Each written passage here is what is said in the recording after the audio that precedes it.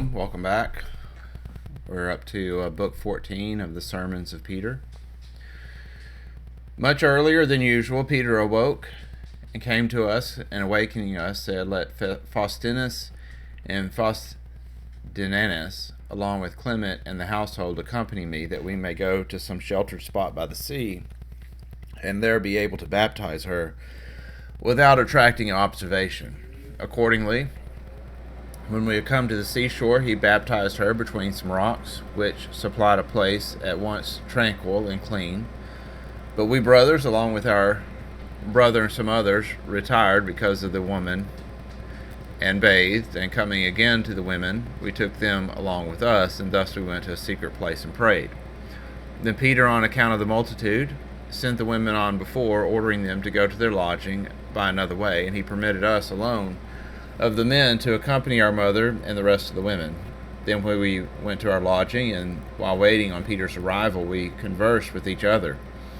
Peter came several hours after, breaking the bread of the Eucharist and putting salt upon it, and he gave it first to our mother, and after her to us, her sons, and thus we took food along with her and blessed God. Then at length Peter, seeing that the multitude had entered, sat down, and bidding us to sit down beside him, related the first of all why he had sent us on before him after the baptism, and why he himself had been late in returning. He said that the following was the reason.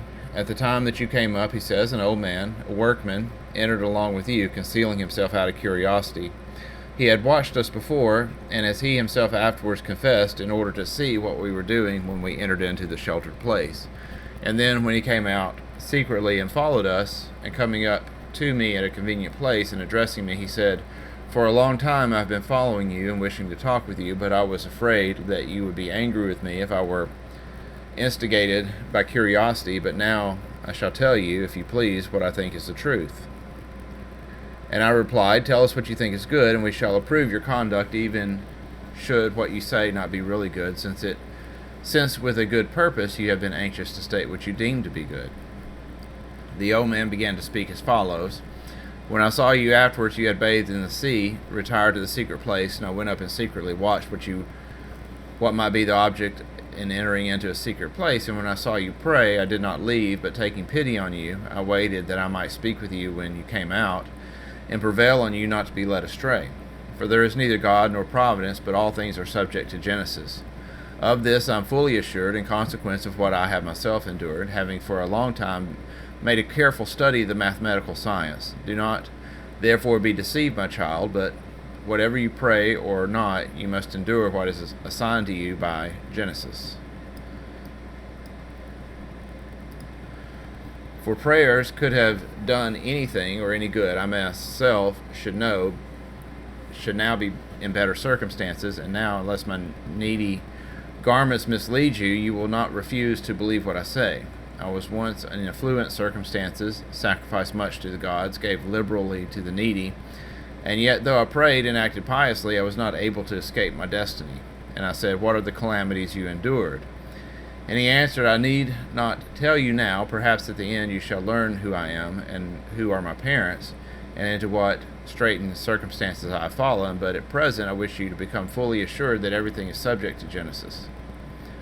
And I said, of all things subject to Genesis, and you are fully convinced that is the case, your thoughts and advice are contrary to your own opinion, for if it is impossible to even think in opposition to Genesis, why do you toil in vain, advising me to do what cannot be done? Yea, moreover, even if Genesis subsist, do not make haste to prevail on me not to worship him who is also master of the stars, by whose wish that a thing should not take place, that thing becomes an impossibility, for always that which is subject must obey that which rules. As far, however, as the worship of the common gods are concerned, that is superfluous, if Genesis has sway, for neither does anything happen contrary to what seems good to fate, nor are they themselves able to do anything, since they are subject to their own universal Genesis. If Genesis exists, is this objection to it, that which is not first has the rule, or in other words, is uncreated, cannot be subject, for the uncreated, as being uncreated, has nothing that is older than itself. While we were thus talking, a great multitude gathered round us, and then I looked to the multitude and said, I and my tribe have handed down to us from our ancestors the worship of God, and we have a commandment to give no heed to Genesis, the science of astrology, and therefore I give no attention to it. For this reason I have no skill in astrology, but I shall state that in which I have skill, since I am unable to refute Genesis by an appeal to the science which relates to Genesis. I wish to prove in another way what the affairs of this world are managed by providence, and that each one will receive reward or punishment according to his actions, whether he shall do so now or hereafter is a matter of no consequence to me, as all I affirm is that each one without doubt will reap the fruit of his deeds. The proof that there is no Genesis is this: if any one of you present have been deprived of eyes, or had his hand maimed, or his foot lame, or some other part of the body wrong, and if it is utterly incurable, entirely beyond the range of the medical profession, a case indeed which not even the astrologers profess to cure, for no such cure has taken place within the lapse of a vast period, yet I, praying to God, will cure it, although it could never have been set right by Genesis. Since this is so, do not they sin who blaspheme the God that fashioned all things? And the old man answered, Is it blasphemy to say that things are subject to Genesis? And I replied, Most certainly it is. For if all the sins of men and their acts of impiety and licentiousness owe their origin to the stars, and if the stars have been appointed by God to do this work, so as to be the efficient causes of all evils, then the sins of all are traced up to him who placed Genesis in the stars. And the old man answered, You have spoken truly, and yet notwithstanding all your incomparable demonstration, I am prevented from yielding assent by my own personal knowledge, for I was an astrologer, and dwelt first at Rome, then forming a friendship with one who was the family of Caesar, I ascertained accurately the genesis of himself and his wife. In tracing their history, I find all the deeds actually accomplished in exact accordance with their genesis, and therefore I cannot yield to your argument. For the arrangement of her genesis was that which makes women commit adultery, fall in love with their own slaves, and perish abroad in the water. And this actually took place, for she fell in love with her own slave, and not being able to bear the reproach, she fled with him, hurried to a foreign land, shared his bed, and perished in the sea. And I answered, How then do you know that she who fled took up her residence in a foreign land, married a slave, and marrying him died? And the old man said, I'm quite sure that this is true, not indeed that she married him, for I did not know even that she fell in love with him, but after her departure, a brother of her husband's told me the whole story of her passion, and how he acted as an honorable man, and did not, as being his brother, wish to pollute his couch, and how she, the wretched woman, for she is not blamable, inasmuch as she was compelled to do and suffer all this in consequence of Genesis, longed for him, and yet stood in awe of him and his reproaches, and how she devised a dream, whether true or false I cannot tell. For he stated that she said, Someone in a vision stood by me and ordered me to leave the city of the Romans immediately with my children.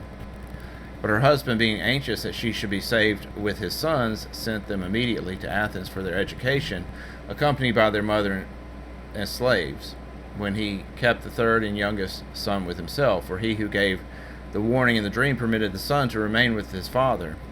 And when a long time had elapsed, during which he received no letters from her, he himself sent frequently to Athens, and at length took me as the truest of his friends, and went in search of her.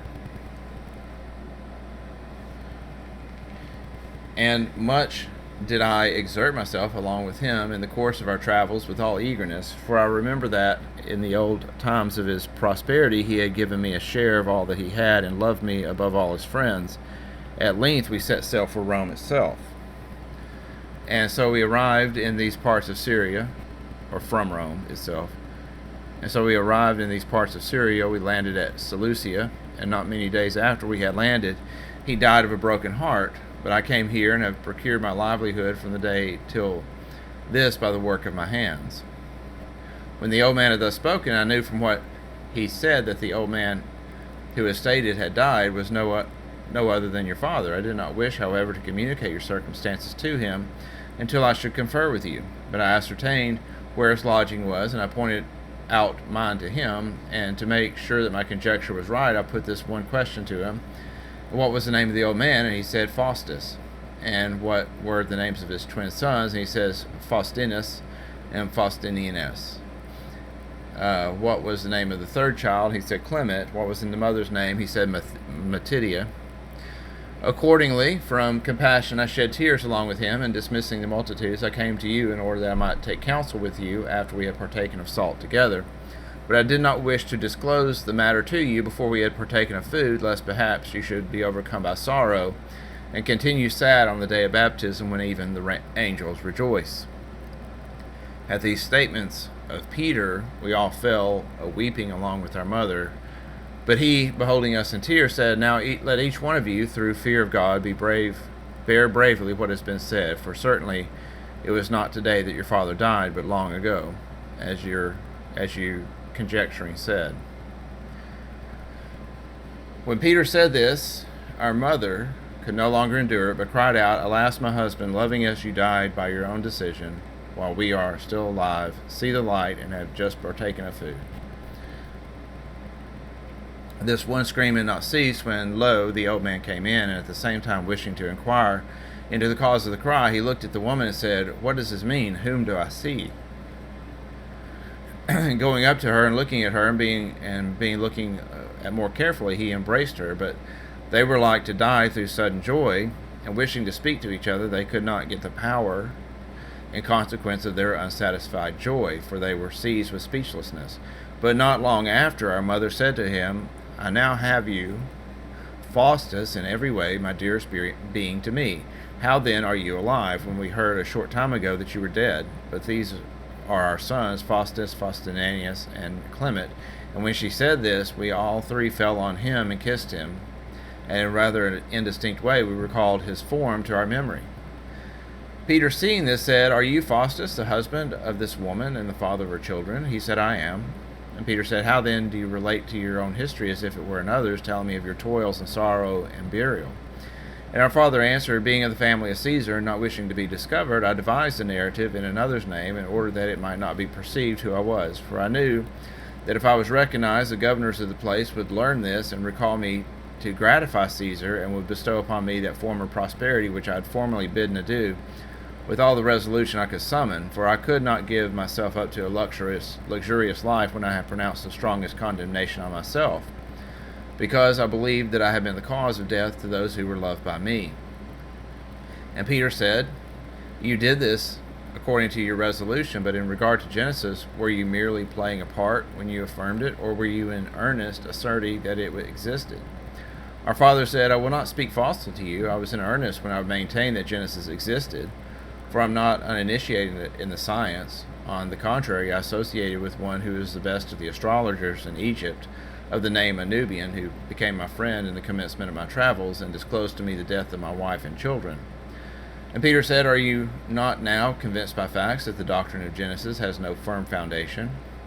And my father answered, I must lay before you all the ideas that occurred in my mind, that listening to them I may understand your refutation of them. I know indeed that astrologers both make many mistakes and frequently speak the truth. I suspect, therefore, that they speak the truth as far as they are accurately acquainted with the science, and that their mistakes are the result of ignorance, so that I conjecture that the science has a firm foundation, but that the astrologers themselves speak what is false solely on account of ignorance, because they cannot know all things with absolute accuracy.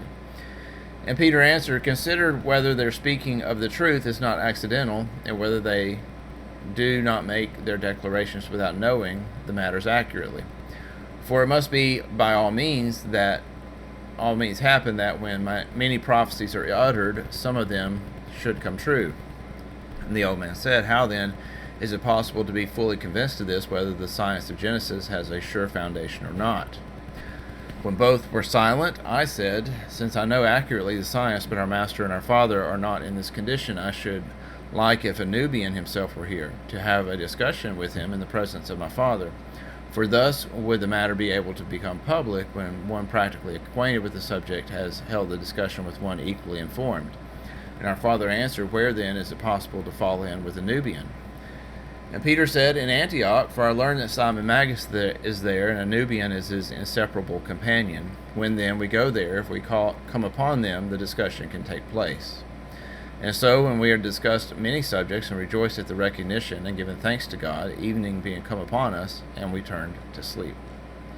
So that's the end of 14, and we'll pick up book 15 next time. Shalom.